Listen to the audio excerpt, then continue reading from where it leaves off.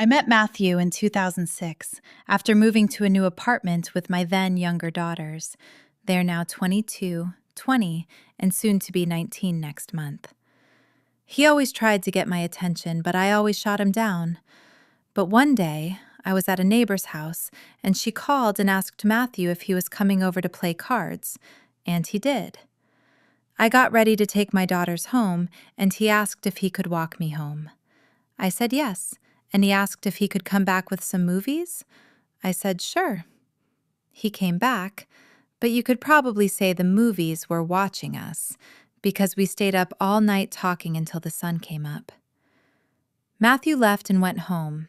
He said he didn't want to be in a relationship because he had just broke up with his daughter's mother, but he kept coming back on his own free will. We were together for 5 years, and within those 5 years, he had 2 more kids with the first baby mama and gained 2 more with another. By the end of our 5-year relationship, I'd had enough of the lies and cheating. In 2013, my daughters and I moved to Athens, Georgia. In 2015, we moved to Augusta, Georgia. By 2019, I was in a relationship with someone that I should have left a long time ago.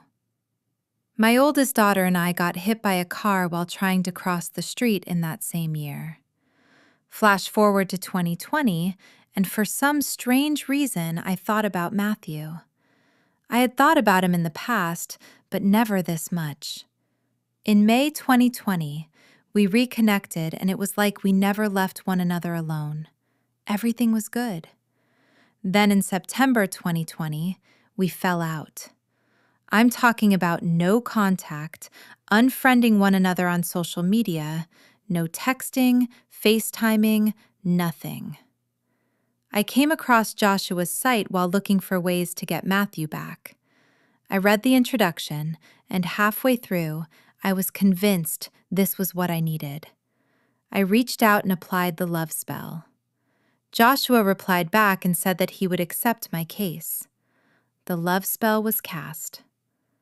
I didn't start to see any movement until November 14th, 2020. Out of the blue, Matthew texted me on Facebook Messenger.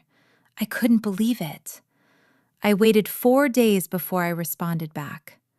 We talked about everything, and now there are no more lies, and he is honest, and I get more text messages, Facebook messages, phone calls than I can handle, and I love every minute and ounce of it.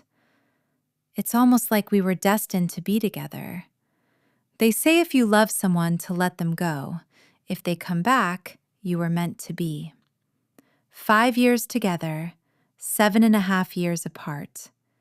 Yeah, I know we were meant to be.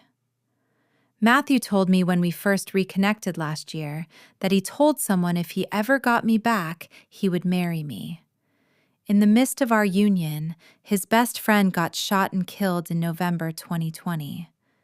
That also drew him closer to me. He also said that I always looked out for him, looked after him, and always had his best interests at heart. I did then, and I do now, and I always will. Joshua, thank you so much for your patience for the impatient, and keep sharing your gift. I am grateful for all that you have done for Matthew and myself. I am optimistic about our future. Like he told me last weekend, baby girl, we are going to be fine. That we are. 1,000,000 times thank you. P.S. He calls me his wife now.